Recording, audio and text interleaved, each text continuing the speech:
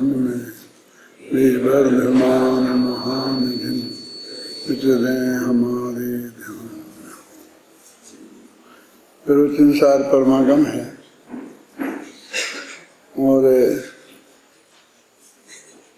इसका चारित्र के संबंध में जो कथन है वो चरणान योग सूचक चूल का नाम दिया है, उसमें है विस्तार से।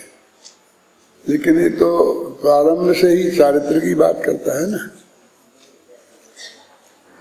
लेकिन क्या करें, हमारे दुर्भाग्य से जिसे वो चारित्र कहते हैं लोग उसे चारित्र मानते ही नहीं हैं। वो कहते हैं शुद्धोपयोग ही चारित्र है, वही समता भाव है, वही मोह और क्षोभ से रहित आत्मा का परिणाम है। और शुद्धोपयोग अधिकार से ही उनने ये बात आरंभ की है। भले ही छोटा सा अधिकार है, सिर्फ 8 गाथाओं का,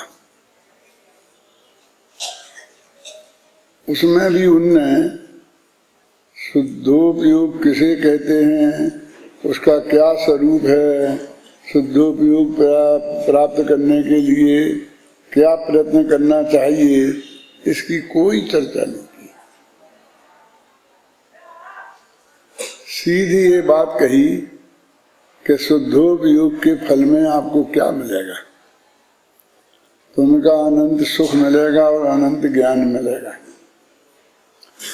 यद्यपि जब इन शास्त्रों में इनकी चर्चा आती है तो ज्ञानानंद स्वभावी हैं ऐसा बोलते हैं, यानी ज्ञान को 1 नंबर देते हैं और सुख को दूसरा नंबर देते हैं। ज्ञान और आनंद ऐसा ही बोलते हैं। लेकिन इस शुद्धोपयोग अधिकार में पहले उनने सुख का वर्णन किया और फिर बाद में ज्ञान का वर्णन किया।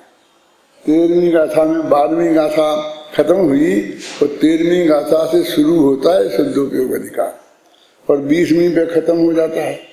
अपन ने कल पहली गाथा से लेके और 20वीं गाथा तक का सारांश सबको बताया था। अब शुद्धोपयोग अधिकार के संदर्भ में मैं आपसे चर्चा करना चाहता हूँ कि वो पहली गाथा में सुख की बात करते हैं। छड़ाला में जे त्रिभुवन में जीव अनंत सुख चाहे दुख ते भय बन। ये नहीं कहा कि कोई केवल ज्ञानी बनना चाहता है, अनंत सुख चाहते हैं। और इसमें भी मामला पलट दिया, वो ज्ञान की बात नहीं करके सुख की बात करते हैं। यद्यपि जब अधिकारों का वर्गीकरण करेंगे तब ज्ञानाधिकार पहले रखेंगे और सुखाधिकार उसके बाद में रखेंगे।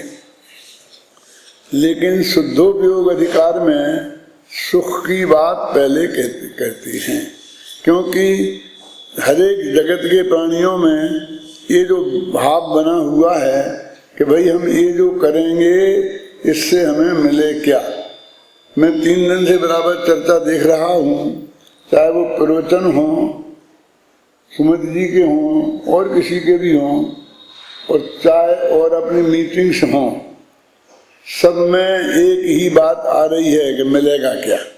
कोई उसे बोलता है इनका भविष्य क्या है, कोई कुछ नाम देता है, अच्छे अच्छे नाम हमने रख लिए हैं, लेकिन सीधी सच्ची बात यह है कि मिलेगा क्या, तुम तो ये बताओ बस। कितने का पैकेज, ये वो, कोई नाम कुछ भी दो। आचार्य कुंद देव भी ये बात जानते थे कि इन्हें ये बताए बिना कि मिलेगा क्या, ये हमारी तरफ देखने वाला भी नहीं है। तो उन्होंने कहा अनंत अतीन्द्रिय आनंद की प्राप्ति होगी, अनंत अतीन्द्रिय ज्ञान की प्राप्ति होगी। इन दो बातें बताई उन्होंने। और यद्यपि कहा ऐसा कि तुम सर्वज्ञ बन जाओगे, स्वयंभू बन जाओगे, स्वयं अनंत ज्ञान प्राप्त करोगे और फिर अनंत सुख कहा, लेकिन फिर भी जब समझाने की बात आई तो सुख की बात करने लग गए कि तुम्हें वो सुख प्राप्त होगा और वो कैसा होगा ये बता रहे। तो उस बताने में बहुत मजा आएगा, आनंद आएगा, कैसा आएगा वो नहीं बताते हैं। तो जो ये आज तक हमको जिनको सुख है ना, उन सुख में जो डिफेक्ट हैं, माने सुखी होकर के भी दुखी हैं,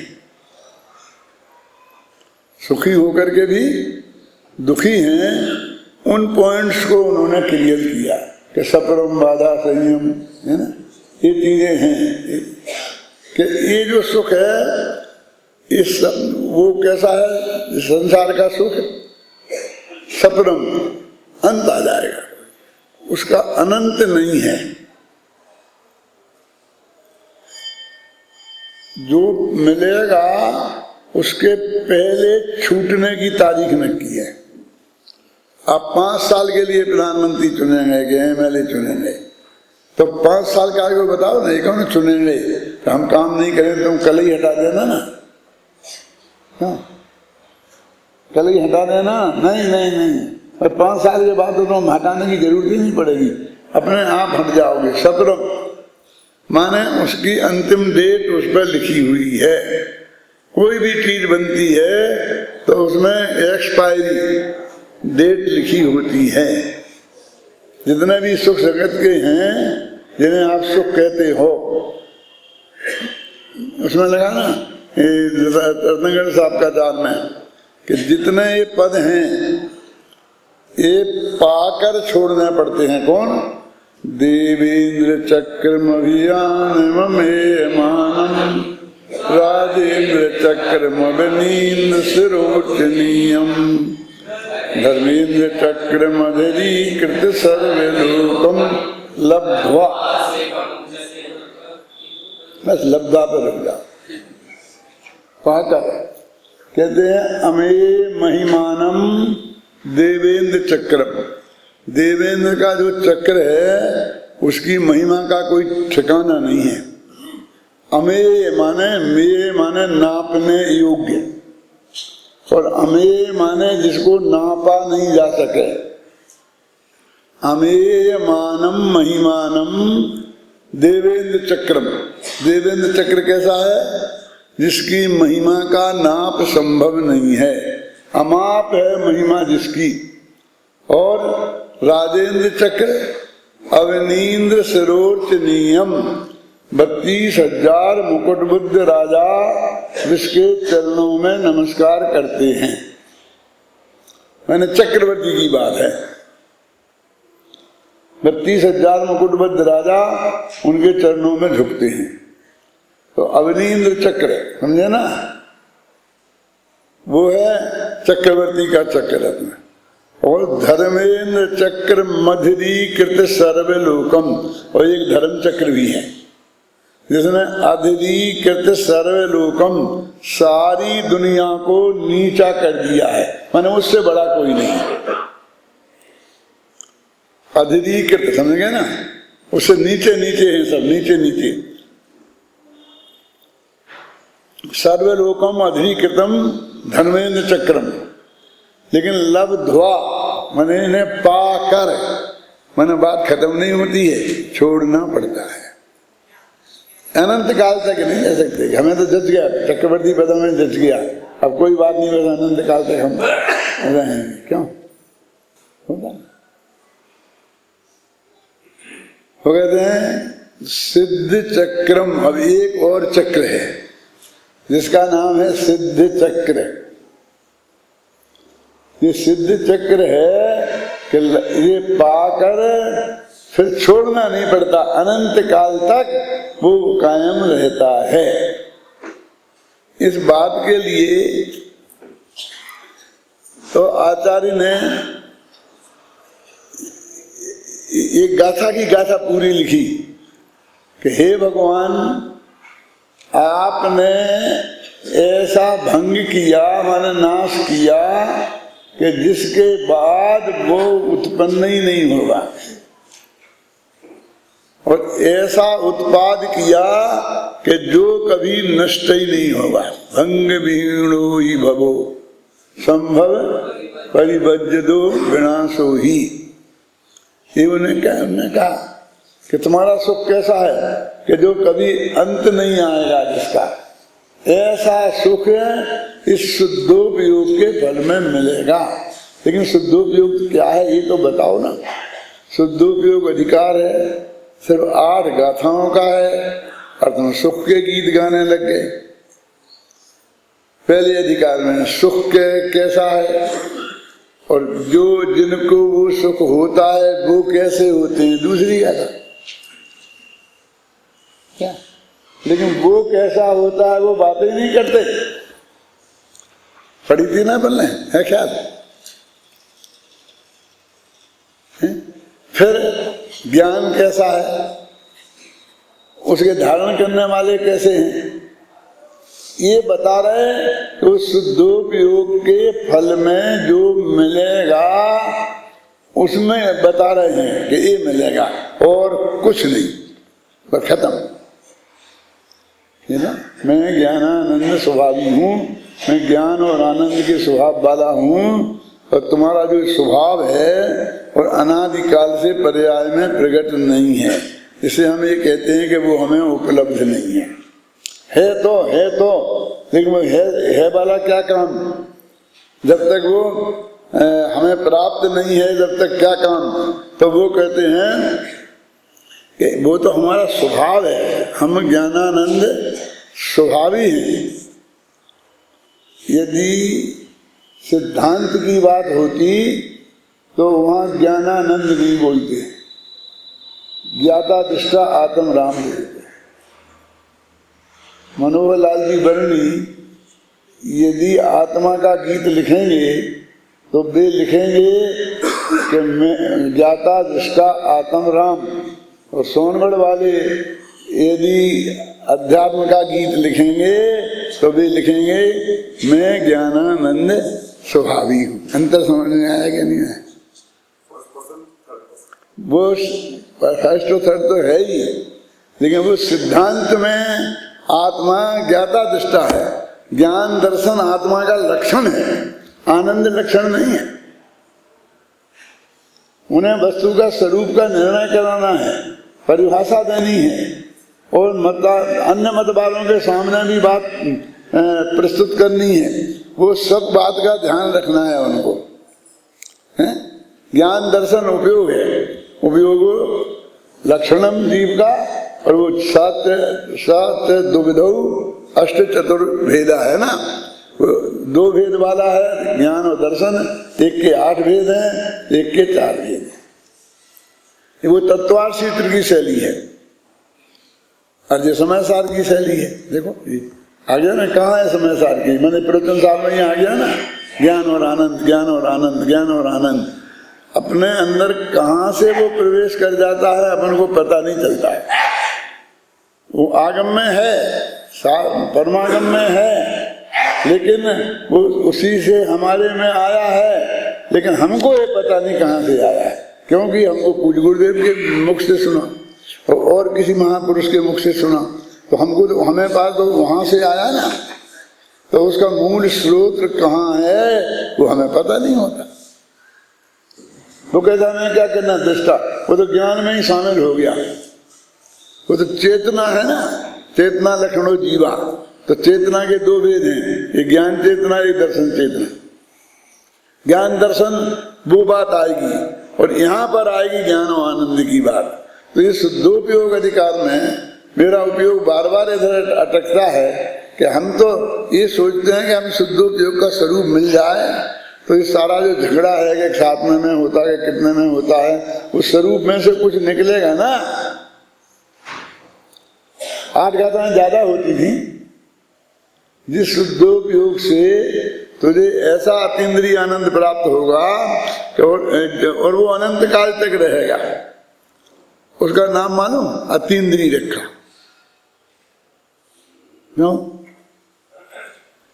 क्यों रखा? क्योंकि ये जो हमारा जो सुख आज तक है और जिसके पीछे हम भागे फिर रहे हैं, वो सब इंद्रियों के माध्यम से प्राप्त होता है, भोगा जाता है और इंद्रियों के विषय रूप है। ये रुपया पैसे की कीमत इस जगत में हो गई ना, तो ऐसा रुपये पैसे में ऐसा क्या है? ये नोट है ना, इसमें क्या है? उसके गाय के सामने डालोगे तो सूंघेगी तो नहीं, और थोड़ी घास डाल दो जो सबसे तुच्छ पदार्थ माना जाता है तो प्रेम से खा जाएगी। फिर इसकी इतनी कीमत क्यों हो गई? तो उसका एक ही उत्तर है, और वो क्या है कि इससे 5 इंद्रियों की भोग सामग्री प्राप्त होती है। इसमें हमने कृत्रिम तरीके से ऐसी शक्ति डाल दी है कि हर चीज मिलेगी पैसे से।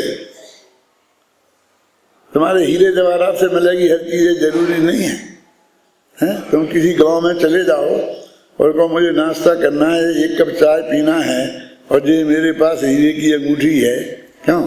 तुम ले ले, हैं? दे दोगे और वो ले लेगा और तुम्हें चाय मिल जाएगी। वो कहे पैसा हो जेब में तो बात करो। वो कागज का टुकड़ा दोगे तो वो तुम्हें चाय मिल जाएगी। 5 इंद्रियों की भोग सामग्री सब जगह से उपलब्ध कराने की शक्ति उसमें है, सब जगह चलता है। हीरा हीरा है तो मुझे बंबई में, न्यूयॉर्क में, शिकागो में ऐसी जगह ही बेच सकते हो, किसी गांव में नहीं बेच सकते। सोने की कीमत हीरे से ज्यादा क्यों है? क्योंकि वो हर जगह बिक सकता है और हर जगह मिल सकता है। हमारे पास है और हमें उसका उपयोग करना है तो वो कहीं भी ज्यादा कीमत इसलिए है, उसकी कीमत बना भाव नहीं, उपलब्धता की दृष्टि से। और ये पैसा, इसकी कीमत बिल्कुल कृत्रिम है, लेकिन फिर भी हर जगह भोगों की उपलब्धि के लिए, और वे भोग क्या है कि 5 इंद्रियों के विषय देख लो।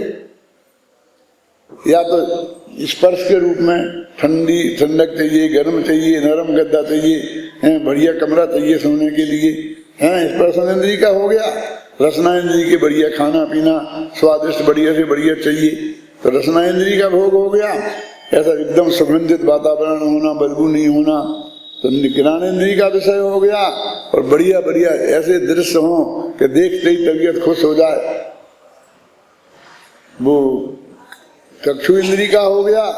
और बिल्कुल बहुत सुंदर कंठ से अच्छी आवाज में हम गाना सुनने को मिले तो कर्णेंद्री का हो गया।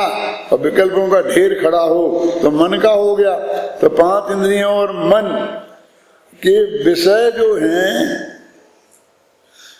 इनसे उत्पन्न हुआ है वो तुम्हारा जगत का सुख, इसलिए उसे बोलते इंद्रियज। और उसके विरुद्ध इस सुख को नाम अतीन्द्रिय दिया। माने मेरे कहने का मतलब कि ये बात समझने समझाने के लिए इंद्रियों का कितना महत्व है। क्योंकि जो हमारा असली सुख है, जिसकी इंद्रियां शत्रु हैं समझ लो, उसको नाम भी उसी की वजह से हमें देना पड़ा। उसका नाम हमने अतीन्द्रिय रखा। गुरुदेव श्री फरमाते थे कि ये आत्मा परिणामी है, क्यों? तो नहीं, पर्याय जुदी है और भगवान आत्मा जुदा है। पर्याय के आश्रय से धर्म नहीं होता है, पर्याय क्षणिक है। मैं तो अनादि अनंत हूँ, मैं क्षणिक का आश्रय कैसे ले सकता हूँ? ख्याल में आई ना? तो नहीं मैं पर्याय नहीं, मैं परिणामी नहीं हूँ। तो कैसे हो बोलो? मैं क्या परिणामी हूँ? तो नहीं अपरिणामी भी नहीं। ये क्या कह रहे हो? तो फिर क्या है? हो कुछ के नहीं। कहते हैं परिणामी शब्द भी परिणाम की अपेक्षा से द्रव्य का नाम रखा गया है ना, है स्वयं परिणमनशील। तो परिणामी नाम द्रव्य का, वस्तु का काय की तरफ से रखा गया? पर्याय की तरफ से। और अपरिणामी नाम भी पर्याय की तरफ से रखा गया। उस पर्याय का निषेध की। तो पर्याय तो मुख्य रही, द्रव्य तो मुख्य हुआ ही नहीं। क्या ना परिणामी है और न अपरिणामी है। तो ऐसा अर्थ गुरुदेव श्री के अलावा और कौन निकाले इस जगत में? अभी भी तुम तो कहते निकाले श्री कृष्ण जी, अभी लोगों को पच नहीं रहा, पचता नहीं है, रुचता नहीं है, स्वीकृत नहीं होता है। कितना स्पष्ट है ये बात कि भैया तुम भूले तो उसे हो ही नहीं उस परिणाम को।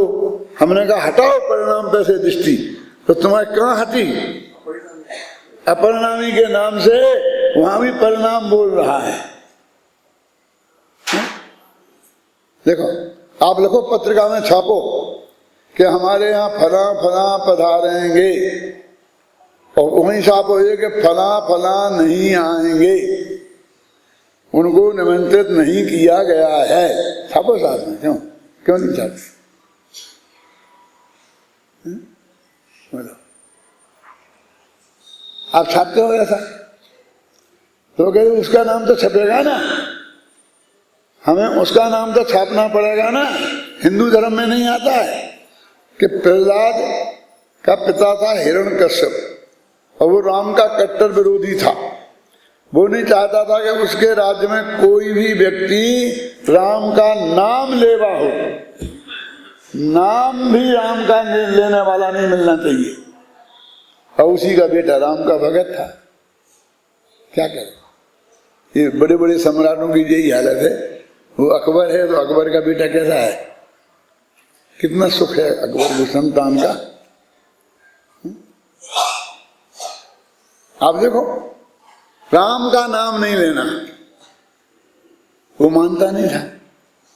तो उनने एक वो बुलाया हंटर, और हंटर से उसकी पिटाई करी और बोला अब लेगा राम का नाम?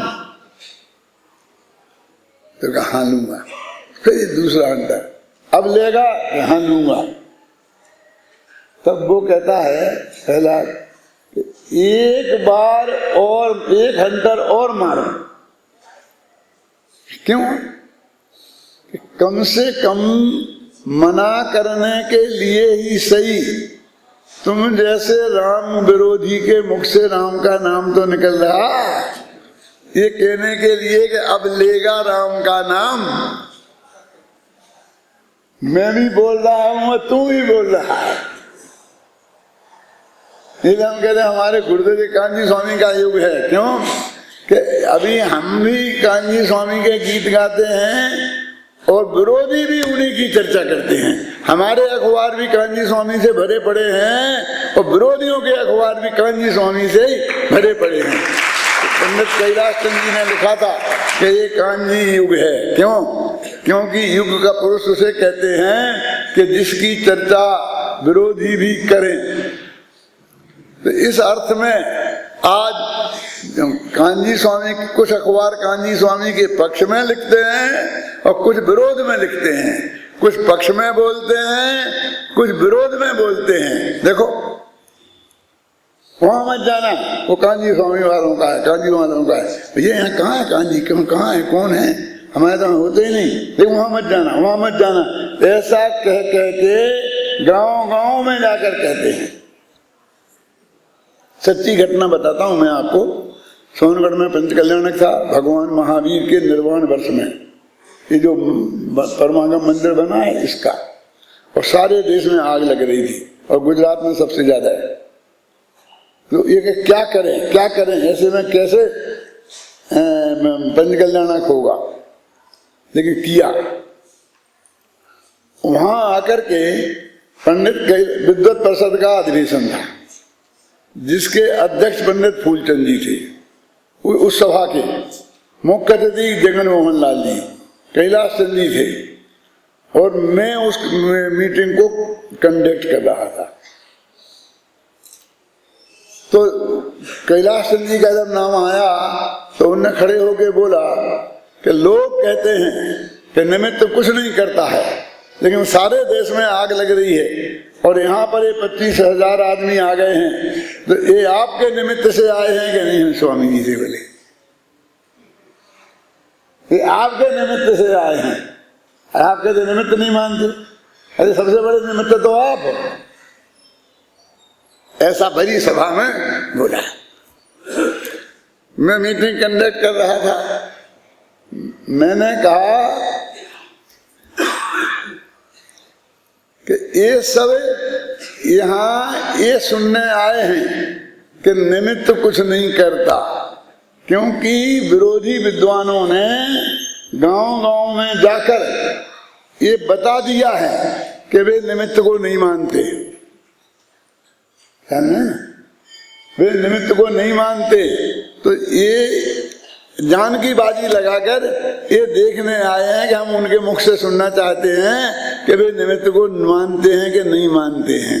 तो सबसे बड़ा काम तो आप लोगों ने किया, घर घर ये बात पहुंचा दी कि कान्जी स्वामी क्या क्या नहीं मानते हैं, कि निमित्त को नहीं मानते हैं, पुण्य को मोक्ष का कारण नहीं मानते हैं, क्यों पर्याय को दृष्टि के विषय में शामिल नहीं करते हैं। रिसर्च कर करके तुमने एक एक गांव में बच्चे बच्चे को ये बात पहुंचा दी, और हमारे लिए भी तो कुछ बचने दो, हम क्या पहुंचाएंगे?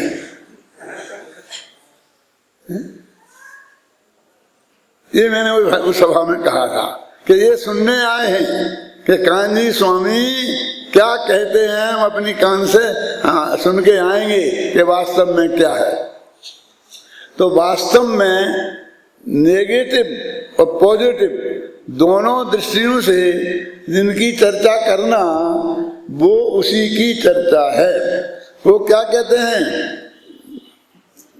कुंद कुंद कहो, चाहे अमृतचंद कहो, चाहे पूज्य गुरुदेव श्री कहो, क्या कहते हैं कि ये पर्याय तेरे दिमाग में नहीं आनी चाहिए, तेरे विकल्प की सीमा से बाहर निकलना चाहिए, तेरे विकल्प में नहीं आना चाहिए। अब तुझे है कि नहीं है, उससे आगे बढ़ता ही नहीं है। तुम अपने आत्मा की बात करना, उसकी बात करने की जरूरत क्या है, और बात ही की जरूरत नहीं है। वो तो कहते विकल्प भी अंदर में नहीं उठना चाहिए, इसका नाम शुद्धोपयोग है। वो ये बताना चाहते हैं। अब हम तुमको शुद्धोपयोग क्या समझाएं, हम तो ये कहते जो अनंत जब विकल्प से रहे दशा हो गई ना, आनंद कोई सपरम बाधा संयम, वो जो नकली सुख की बात थी ना, वो बाधा सहित था। और ये कैसा सुख है, अव्याबाद, उस सुख को परिभाषित किया। और सुख को वे सुखी जो हैं वो कैसे हैं, तो इसको भी परिभाषित किया। अरहंत भगवान को भी अनंत सुख तो है, लेकिन एक कमी उनमें भी है। बोलो अंदाजा, जो अनंत भगवान की कमी निकाले वो कैसा होगा, वो कितना हिम्मत वाला होगा, हैं? वो कहते हैं उन्हें अनंत सुख तो है, लेकिन अव्ययवाद सुख नहीं है, क्योंकि वेदनी कर्म मौजूद है। अव्ययवाद सुख नहीं है। जैसे अव्ययवाद सुख सिद्धों के है, वैसा अव्ययवाद सुख अनंत भगवान के नहीं है। ये अनंत भगवान में कमी नहीं निकाली, ये कमी है क्या नहीं है? नहीं तो नहीं थी तो फिर बदलने की जरूरत ही नहीं थी। यदि वो परिपूर्ण हो गए होते तो फिर उनको सिद्ध दशा की जरूरत ही नहीं थी। ख्याल में आई ना? तो अव्ययवाद, तो कहते आत्मा का स्वभाव अव्ययवाद सुख है, वो अतीन्द्रिय सुख है जो शुद्धोपयोग के फल में मिलेगा, वो अव्ययवाद सुख है। क्या करें, कैसी विचित्र स्थिति है। अभी जो हर अंतर मुहूर्त में शुद्धोपयोग में जाने की जिनकी नियम है, इसके बिना जो वो मुनि पद नहीं रहता, मुनि पद नहीं रहता जिसके बिना, समझ में आई ना? उसको वो कहते वो होता ही नहीं साधने के पहले। अब जो होता ही नहीं माने के बैठेगा वो उस दिशा में प्रयत्न कैसे करेगा? क्यों? ये बार बार चर्चा करना सही है? क्यों? कभी पंचम काल में मोक्ष नहीं होता, पंचम काल में मोक्ष नहीं करता। गुरुदेव तो एक फरमाते थे, अरे कैसे नहीं होता? मिथ्यात्व से मोक्ष होता कि नहीं? मोक्ष माने मुक्ति, तो मिथ्यात्व से मुक्ति मिलती है कि नहीं मिलती? सम्यदर्शन होता है कि नहीं होता है? और ये आत्मा तो साही मुक्त है, ये भगवान आत्मा तो मुक्त ही है, इसे क्या होना है? जो जिसे कुछ होना है वो मैं हूं ही नहीं। ये होना तो पर्याय का नाम है, होना तो परिणमन का नाम है, हैं? और मैं परिणामी द्रव्य हूं कि अपरिणामी द्रव्य हूं? कहते जिसमें परिणमन का और अपरिणमन का विकल्प भी नहीं है, ऐसा निर्विकल्प तत्व मैं हूं। क्या बताएं? तो उन्हें शुद्धोपयोग के फल में अनंत दर्शन और अनंत ज्ञान और अनंत सुख की बात की। एक दूसरी बहुत मार्मिक बात जो इसमें आई है, जो हम 20 दिन से चला रहे हैं इसे। कितने दिन हो गए अपन को? ये वहां पंच कल्याणक में चल रहा था ना, नागपुर में, और उसके बाद अपन ने यहां चलाया है। तो उसमें एक ही बात आ रही है कि वो अव्याबाद अतीन्द्रिय सुख और अतीन्द्रिय ज्ञान की बात करते हैं। तो इसमें वो गाथा अपन ने पढ़ी थी, मैं सबको सुनाना चाहता हूं। 15वीं गाथा होगी।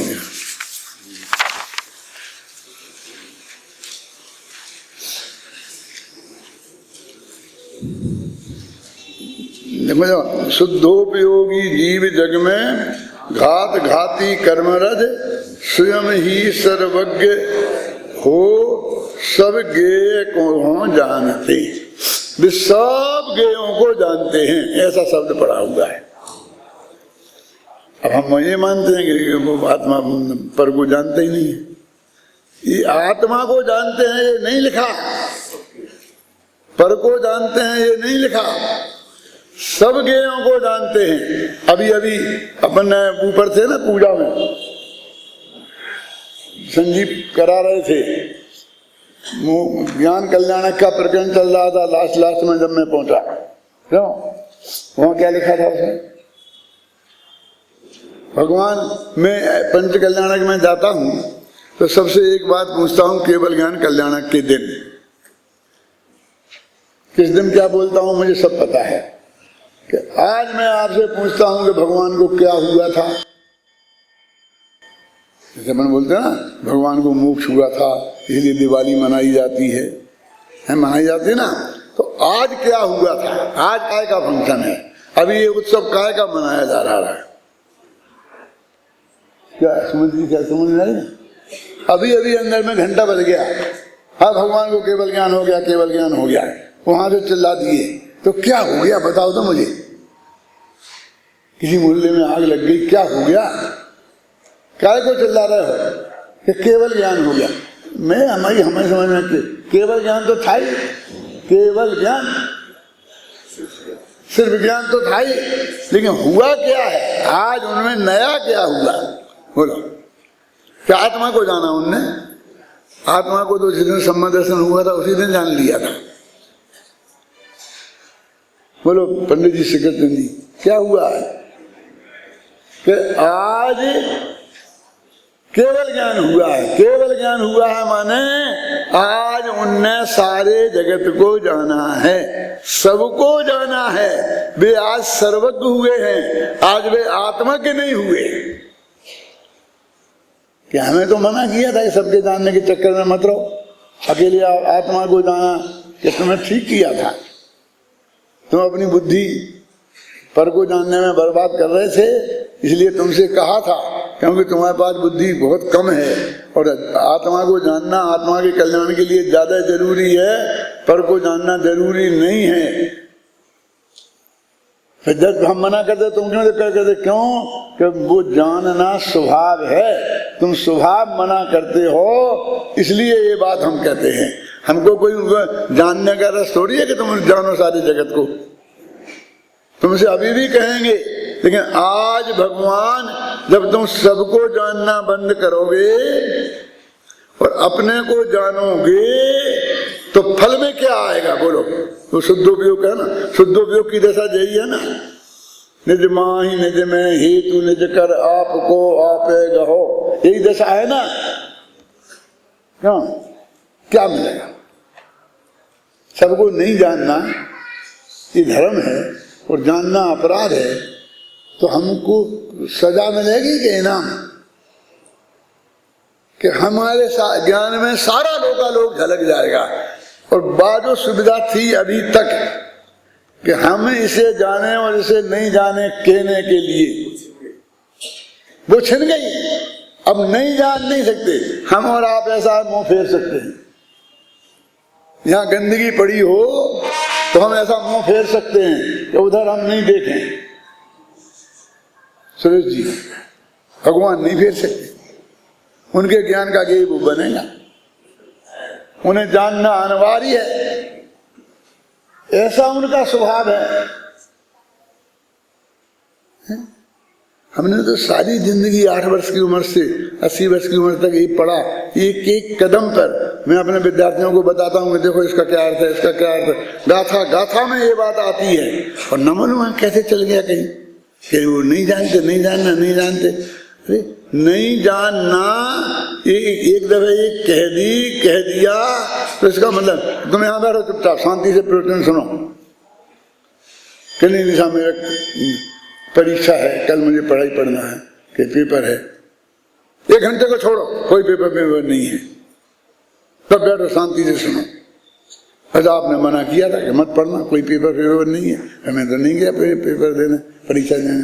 अब आप हमको जुर्माना करते हो कि तुमने परीक्षा में नहीं बैठे, ये नहीं कहते, कैसे चलेगा। तुमने कहा था, भरी सभा में कहा था, कैसेट लाके बता दें कि कोई परीक्षा नहीं, छोड़ो, तुम पहले यहाँ ध्यान से सुनो। अरे वो तो ऐसा उपदेश था, इसके फल में तो लोकालोक को जानना आने वाला है। और वो ऐसा कि उसे बेखुद ही नहीं रोक सकते। उनके ज्ञान में लोकालोक के सबके आए तो अनंत भगवान में ऐसी शक्ति नहीं है, उनका वीर गुण यहाँ काम नहीं करता कि उन्हें वो रोक दे। ऐसी तो है वीर गुण कि वो उन्हें जानने में सहयोग करे। ठीक है, अनंत वीर चाहिए अनंत ज्ञान के लिए, अनंत सुख के लिए। अनंत सुख भोगना हो तो अनंत वीर के बिना नहीं भोगा जा सकता है। अनंत ज्ञान करना हो तो अनंत वीर के बिना नहीं किया जा सकता। ऐसा पूज्यपाद आचार्य ने सर्वार सिद्धि ग्रंथ में जो परिभाषाएं लिखी उनमें लिखा है। तो शुद्धोपयोग का फल वो सर्वज्ञता और आनंद, अतीन्द्रिय आनंद है, वो हम सबको प्राप्त हो। अभी अपना बहुत कार्यक्रम शेष है, रथ यात्रा निकलनी है और रथ यात्रा के बाद में अपन को कलशाभिषेक करना है। ये 2 बड़े काम अभी बहुत मौजूद हैं और तीसरा उससे बड़ा काम भोजन करना है। तीनों की तैयारी चल रही है, सब बढ़िया एकदम। इसलिए यदि मैं अब ज्यादा टाइम लूंगा तो हर एक में बाधा खड़ी होगी, इसलिए मैं ज्यादा चर्चा इस वक्त नहीं करता।